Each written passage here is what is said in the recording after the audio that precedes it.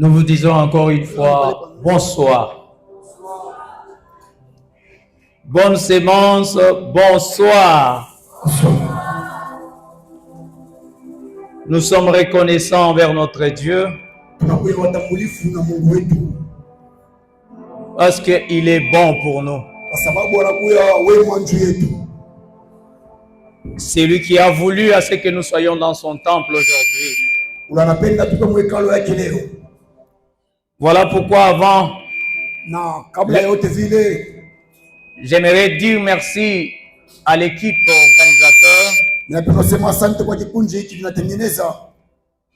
Premièrement pour l'accueil. Nous avions été accueillis pas comme des visiteurs, mais le fils de la maison. Bonne sémence est ma maison. Même lorsque je vais rentrer à Colosie, la conquête 14 va continuer. Parce que j'ai aussi une église dans ma maison. L'objectif de cette convention, c'est de conquérir. Alors j'aimerais que tu sois parmi ceux-là qui vont conquérir. Si tu seras parmi ceux-là qui vont conquérir, si tu seras parmi ceux-là qui vont hériter, je vais te demander d'acclamer le roi des rois, le prince de paix. Acclame très bien pour ton roi. Acclame très bien pour ton père. Il est plus qu'un père. Il est plus qu'un père. Il est le responsable plus que nous autres. Et je suis sûr, je suis convaincu totalement qu'à la fin de cette conquête 14, comme sémence va témoigner. Même moi, je vais témoigner en Colosie.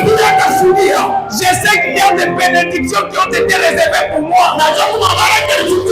Ce qui me reste, c'est de les hériter seulement. Voilà pourquoi aujourd'hui, je vais te demander, lorsque nous allons commencer à prier, ne prie pas comme tu avais prié le premier jour. Ne prie pas comme tu avais prié le deuxième jour. Ne prie pas comme tu avais prié le troisième jour. Ne prie pas comme tu avais prié hier. Et aujourd'hui, soit une journée exceptionnelle. Là où Dieu va te remettre ton droit. Alléluia. Amen. J'aimerais, parce que je vais être bref aujourd'hui, pour que nous puissions consacrer le temps à la prière. Comme je suis aussi un chantre, je vais demander à l'adorateur que nous puissions chanter même pour 1 minute. C'est cantique qui dit: je suis disposé, je suis assoiffé, que ton onction descend sur moi. Et par la suite, tu vas compléter les couplets qui dit: le roi a fait son entrée. Le roi a fait son entrée. Ce soir, le roi des rois va faire entrée. Ce soir, Dieu lui-même viendra en action. Alors chantons ces cantiques avec beaucoup plus d'attention.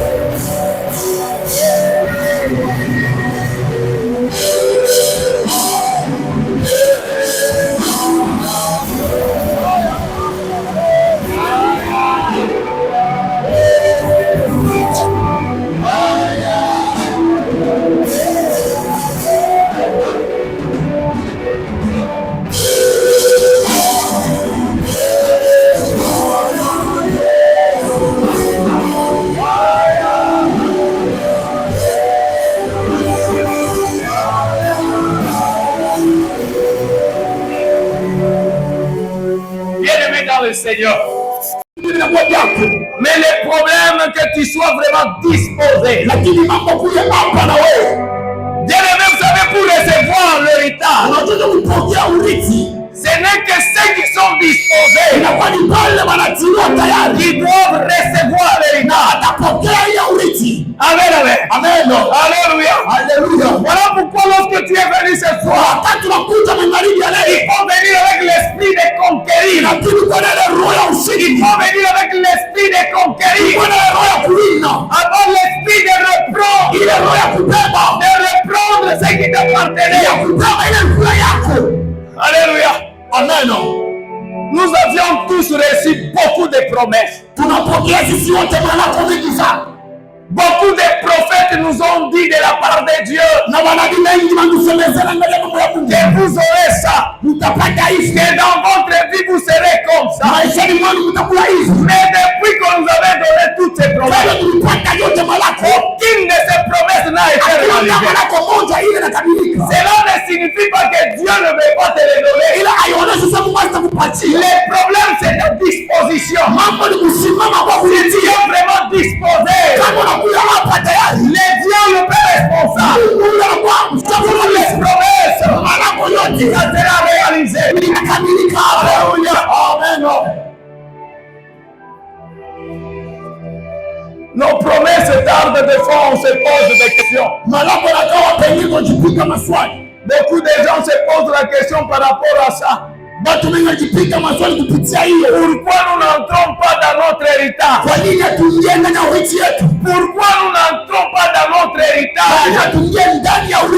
La réponse est celle-ci. Il y a plusieurs qui ignorent. Ils ont l'ignorance spirituelle. Ils ont l'ignorance spirituelle par rapport à leur héritage. C'est ça qui était arrivé à Esaü. Le grand frère de Jacob. Lui ne savait pas qu'il devait hériter les choses. Mais à cause de la nourriture, il a vendu le droit de naissance. Jacob savait très bien qu'est-ce que le droit de naissance. Voilà pourquoi il y avait eu le basculement des choses. Alors Jacob avait reçu des bonnes choses venant de son père. Son papa l'avait béni. Alléluia. Amen. Alléluia. Amen. Même dans nos familles, tu peux être l'aîné de la famille, mais celui qui reçoit les bons héritages, peut-être c'est le cadet. Le problème, c'est la relation entre le fils et le père. C'est ce qui doit convaincre le père pour donner un bon plan d'héritage. Alléluia. Amen. Nos héritages à tous ne seront pas de la même valeur. Alléluia. Amen. Alléluia. Amen. L'héritage qu'on va donner à l'aîné, ce n'est pas celle qu'on va donner au deuxième. L'héritage qu'on va donner au troisième fils, ce n'est pas le même héritage qu'on donnera au cadet. Mais là, ce que je peux te choquer, c'est quoi?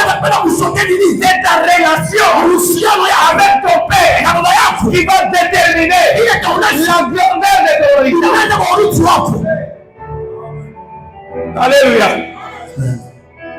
Ce qui fait tarder l'héritage, c'est notre ignorance.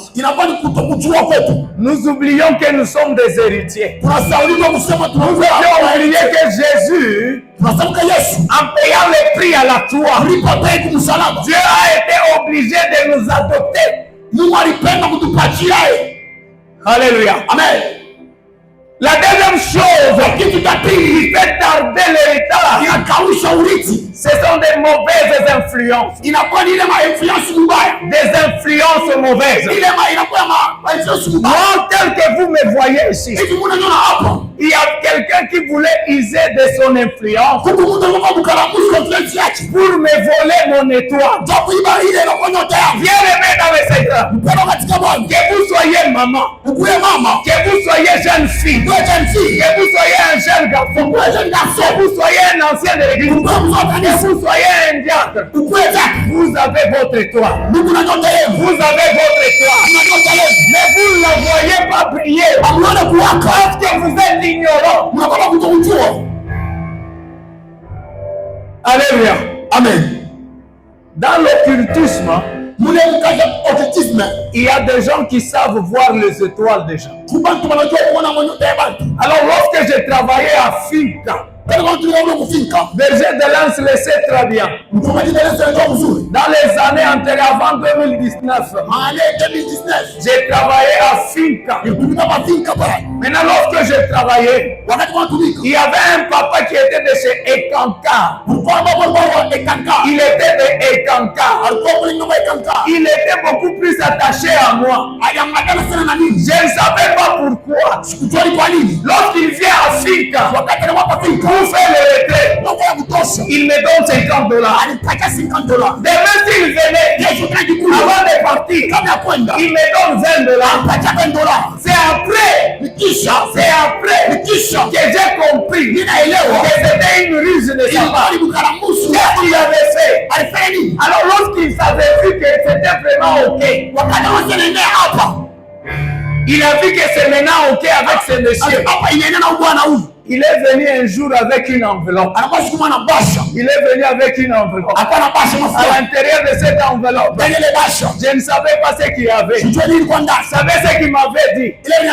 Tu vois cette enveloppe, ne l'ouvre pas ici. Va l'ouvrir à la maison. Lorsque tu vas l'ouvrir à la maison, tu m'appelles et je vais te dire ce que tu vas faire. Bien-aimé dans le Seigneur, nous devions être souples avec les relations que nous avons. Ça peut user de ton héritage. Ça peut être un moment où tu vas perdre ton héritage. Lorsque je suis arrivé à la maison, j'ai ouvert l'enveloppe. J'avais respecté ce qu'il m'avait dit. En ouvrant l'enveloppe, je me suis rendu compte qu'il y avait un livre qui est écrit Ekanka. Lorsque c'était écrit Ekanka, j'ai dit à ma femme, viens voir.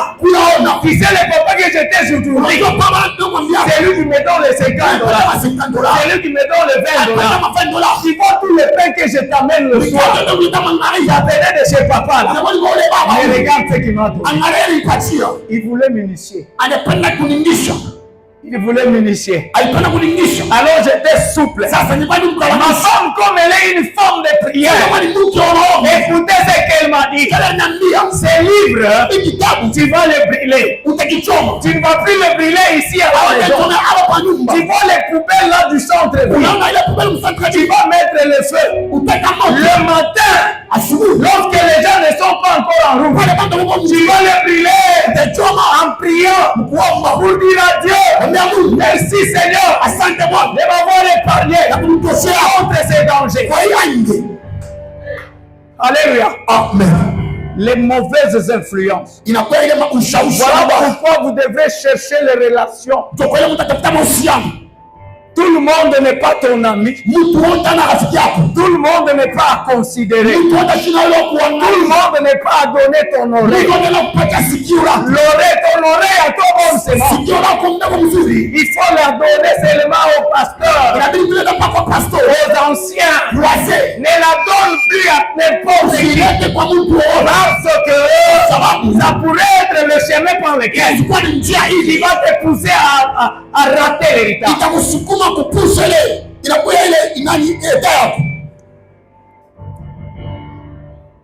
Maintenant ce soir, dans quelques minutes, c'est le positionnement. Les positionnements. Les mauvais positionnements.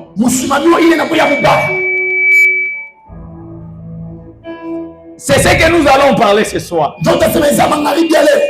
Les problèmes de plusieurs croyants n'est pas la manque de la foi ou de la prière. C'est un problème de positionnement.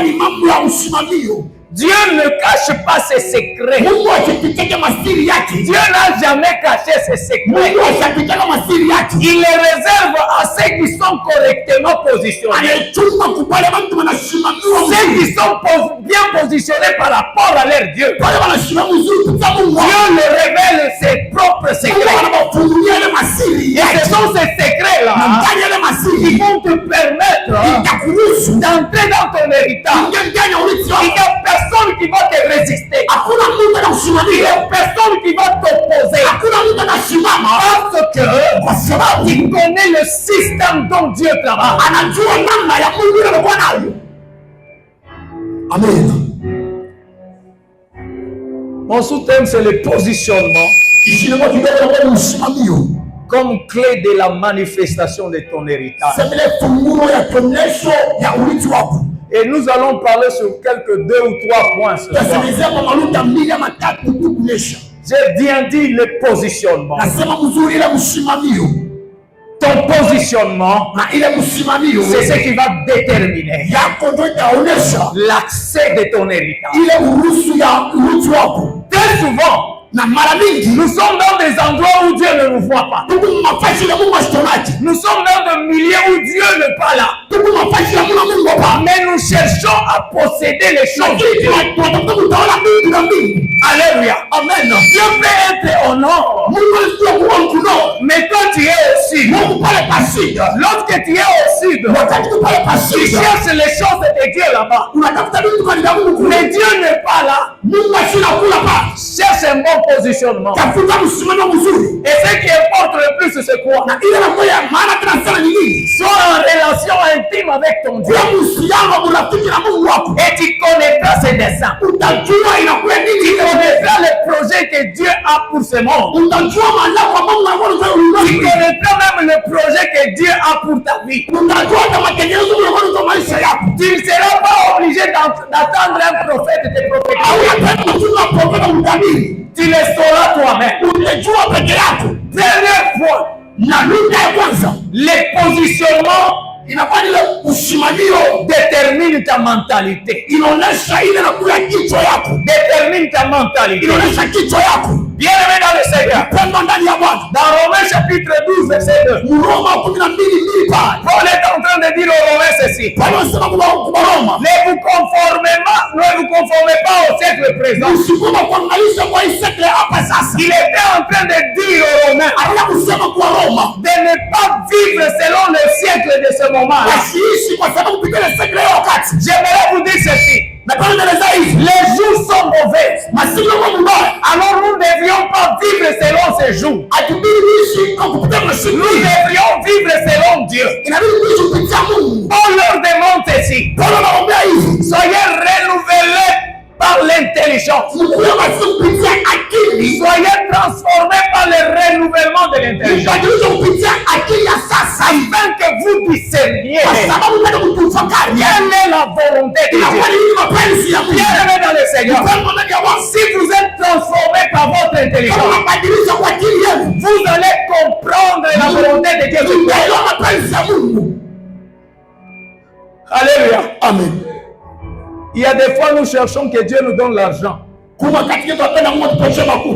Comme nous ne savons pas le projet de Dieu envers notre vie. Le projet de Dieu pour notre vie, on peut mettre ça en chapitre. Il y a le chapitre 1er. Il y a le chapitre 2. Il y a le chapitre 3. Alors Dieu, s'il veut répondre à tes problèmes, il ne peut jamais commencer par le chapitre 6 sans pour autant revenir et commencer par le début. Il y a des choses que nous ne recevons pas parce que Dieu lui-même, il décide d'abord de faire un coup de balai autour de nous Nous avons des gens qui nous étouffent. Nous avons des gens qui ne veulent pas qu'on prospère. Alors Dieu sait très bien. S'il te donne l'argent, sera un danger pour toi. Parce que ces gens-là vont toujours te combattre. Alors la première chose, Dieu va d'abord chercher à faire taire tous tes ennemis. Que ton environnement soit sain. Alléluia. Amen. Si ton environnement est calme, et Dieu te donne maintenant, et lorsqu'il te donne, tu verras que tu vas prospérer. Même si vous n'agissez pas mal, kama environnement yako bien, kama Mungu anaisha kuichunga bien, unaweza kuwa na kapitali ya 100,000 francs, mais après une année, bantu watashikia sasa unauza kante, atasema unabao madawa. Écoutez bien. Alléluia. Amen. Regardez dans la Bible. Jésus avait nourri combien de personnes? Ne vous inquiétez pas. Ne vous inquiétez pas. Pendant cette conquête, Dieu va multiplier tes choses. Dieu va multiplier ton capital. Dieu va multiplier ton business. Alléluia. Amen.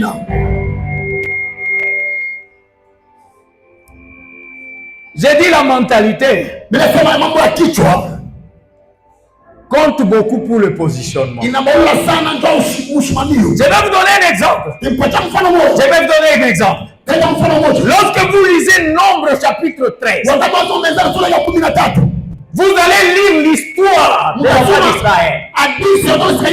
Et ici, c'est Moïse sous la direction de l'Éternel Dieu. Il devait envoyer 12 personnes pour aller espionner Canaan. Canaan était une ville que Dieu avait promise à son père. La Bible nous dit que c'était une ville où coule le lait et le miel. Regardez un peu l'aspect de la ville qui coule le lait et le miel. Alléluia. Amen. Maintenant, c'était une ville qui était habitée par d'autres personnes. Mais écoutez bien, Dieu leur a promis une ville, mais qui était occupée par d'autres personnes. Pour hériter cette ville, il fallait d'abord faire partir ces gens-là. Alors, avant de les faire partir, Moïse était obligé, sous la direction de Dieu, d'envoyer les espions. Et les espions, ils devaient prendre un de chaque tribu. Alléluia. Pour mieux vaincre ton ennemi, il faut les connaître. Il faut les connaître. Très souvent, même si nous prions, nous sous-estimons la force de l'adversaire. Bien-aimé dans le Seigneur, Satan est puissant. Mais notre Dieu, il est tout puissant. Alors, comme nous sommes du côté de celui qui est tout puissant, nous avons le pouvoir de renverser celui qui est puissant. Amen. Alléluia. Alors Moïse a envoyé les 12. Ils sont allés espionner la ville promise par Dieu. La Bible me dit ceci. Lorsque vous lisez tous les chapitres, ils avaient fait 40 jours. Aller et retour 40 jours. Alléluia. Amen. Lorsqu'ils sont arrivés là-bas, ils ont fait des constats. Un espion est celui qui constate les points faibles, les points forts de son adversaire. Alléluia. Amen. Les 12 sont partis. Parmi les 12, il y avait Josué. Josué C'est Moïse qui avait changé son nom. Il lui a donné le nom de Josué. Vous avez bien aimé dans les dégâts. Je vais vous dire un secret. Pour l'hériter, il faudrait que vous changez votre nom. Ils sont partis. Ils ont checké les villes. Les villes et les villages. Ils ont regardé l'armée. Ils ont regardé tout ce qu'ils ont. Les chars. Ils ont vérifié même réellement si le lait et le miel coulent. Et maintenant, lorsqu'ils ils sont de retour. Ils sont venus vers Moïse. Je disais ceci. Les positionnements déterminent notre mentalité. En rentrant, écoutez ce qu'ils ont dit. 10 des 12. Les 10 personnes, les 10 espions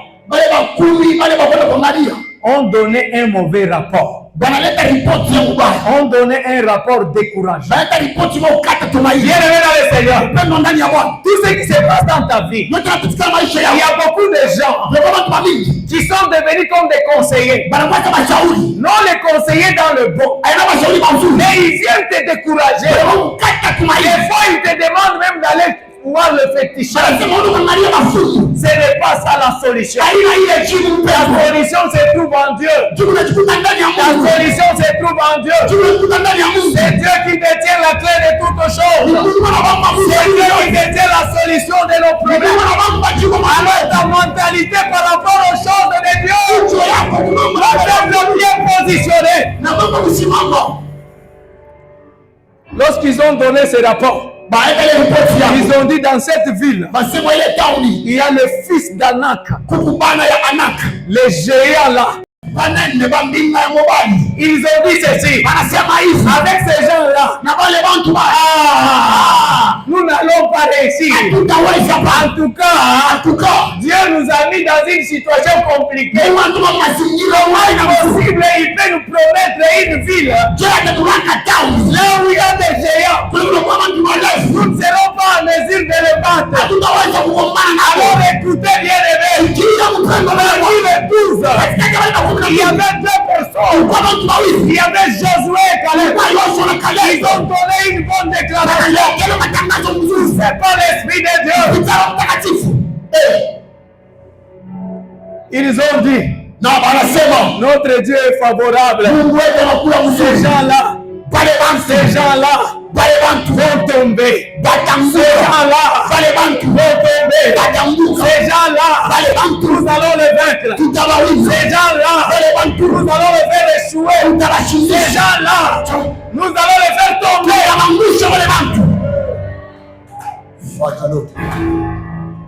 Je suis en train de voir la foi. La foi qui transporte le montagne. Dans cet homme de Josué, ils n'ont pas vu la taille de ces gens. Ils n'ont pas vu la masse de ces gens. Mais ils ont crié en Dieu. Ils ont crié en Dieu. Et Dieu va leur donner un pouvoir.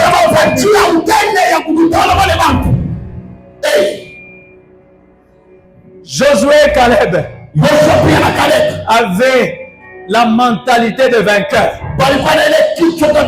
la mentalité de conquérant. Alors j'aimerais que ce soir, tu aies une mentalité de vainqueur, que tu aies une mentalité de vainqueur, que tu sois un conquérant pour conquérir ton héritage.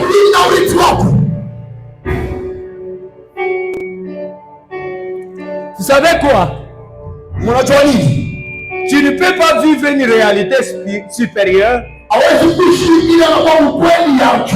avec une mentalité inférieure. Voilà pourquoi l'homme de Dieu, le patriarche, il nous avait dit de grandir dans les choses de Dieu. Il y a des gens qui sont encore des bébés dans les histoires de Dieu. Être bébé ne signifie pas que vous allez hériter. Alléluia. Amen. Amen, amen. Amen. L'héritage est pour le grand. L'héritage est pour le mature. Amen, amen. Amen. Alléluia. Alléluia. Le positionnement te fait parler comme Dieu. Il te fait parler comme Dieu. Le positionnement doit te permettre de parler comme Dieu. Lorsque vous lisez Ézéchiel 37, c'était une vision que Ézéchiel avait eue. Dans les vallées des ossements. Dans la vallée des ossements. Écoutez ce que Dieu avait dit à Ézéchiel. Tu vas prophétiser sur ces hommes afin qu'ils reprennent vie. Alléluia. Amen. Alléluia. Alléluia. Un Dieu suprême qui demande à un individu de prendre sa parole pour un moment afin de recréer les gens qui étaient. Alléluia. Amen. Alléluia. Alléluia. Je te déclare ce soir. Je te révèle ce soir. Dieu va te laisser le trône pour que tu décides toi-même de ta vie. Ça dépendra de ce que tu vas déclarer ce soir. Ça dépendra de ce que tu vas dire ce soir. J'aimerais que ce soir tu prophétises comme Ézéchiel. Que tu prophétises comme Ézéchiel. Afin que tout ce qui était mort dans ta vie reprenne vie. Si c'était ton emploi, que ton emploi reprenne vie au nom de Jésus. Hey. Alléluia. Alléluia. Alléluia. Alléluia. Tu seras le seul prophète de ta vie. Tu n'auras pas besoin d'un intermédiaire. Tu n'auras pas besoin d'un autre prophète pour te dire ce que tu dois faire.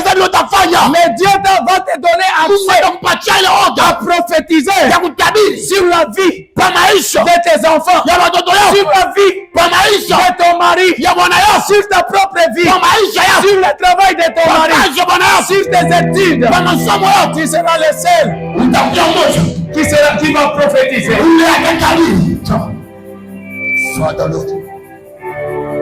Oh, tu es capable. Alléluia. Amen. Amen, amen. Alléluia. J'aimerais que ta positionnement, ton positionnement te fait parler comme un Dieu. Que ton positionnement te donne cette nature de Dieu. Alléluia. Alléluia. Si notre Dieu est un lion, nous aussi, nous sommes des lions. Si notre Dieu est un feu qui dévore, nous aussi, nous sommes des feux qui vont dévorer tout ce qui bloquait notre regard. Ce soir, je suis en train de voir toutes les cages qui détenaient nos héritages. S'ouvrir au nom de Jésus. S'ouvrir au nom de Jésus. Toutes les chaînes qui détenaient la vie de tes enfants. Relâche au nom de Jésus. Relâche au nom de Jésus. Tout ce qui retenait, tout le fil qui retenait ton mariage, je te déclare ce soir, ça tombe au nom de Jésus. Alors ta manière de prier, tu vas être dans un bon positionnement. Tu vas être dans un bon positionnement. Tu vas être dans un bon positionnement. C'est ta parole qui va te donner la vie. C'est ta parole qui va te donner la maladie. Tout dépend de toi. Tout dépend de ce que tu vas dire. Tout dépend de ce que tu vas déclarer. Bien-aimé dans le Seigneur, Jésus était en train de prêcher un jour.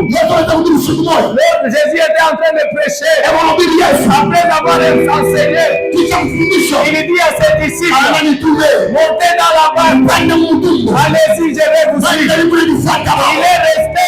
La Bible nous dit, il y a eu un moment où Il est monté pour aller prier. Après avoir envoyé la foule. Et puis qu'est-ce qu'il y a eu? La Bible nous dit ceci. Il y avait un grand vent sur la mer. Les disciples parlaient sans Jésus. Lorsqu'ils sont arrivés au milieu de la mer, Jésus est apparu, marchant sur les eaux. Il marchait sur les eaux. Qu'est-ce que les disciples ont dit? Les disciples ont eu peur. Les disciples ont eu peur. Ils ont dit que c'est un fantôme. Ils ont dit que c'est un fantôme. Jésus a dit, n'ayez pas peur. C'est moi votre main. C'est moi votre main. Mais les disciples, c'est la même cru. C'est ce que Pierre avait dit. Jésus, si c'est toi, ordonne, afin que je marche. Et si sur le dos, je marche. Aussi sur le dos, et je marche sur le dos. Jésus a dit,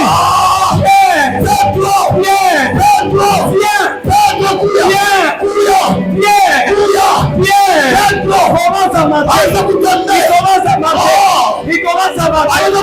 Il dit ceci, sur ta parole, je vais marcher. Sur ta parole, je vais marcher. Je vais dans le Seigneur. Il n'avait pas marché sur le dos. Il avait marché sur la parole. Qui est Jésus? Qui est Jésus? Qui est levé dans le Seigneur? Les positionnements doivent te faire vivre au-dessus des lois du naturel.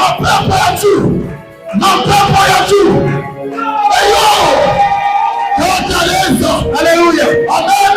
Bien levé dans le Seigneur. Ton positionnement va te faire vivre au-dessus de lois naturelles. J'ai béni l'homme de Dieu, le berger Gogo.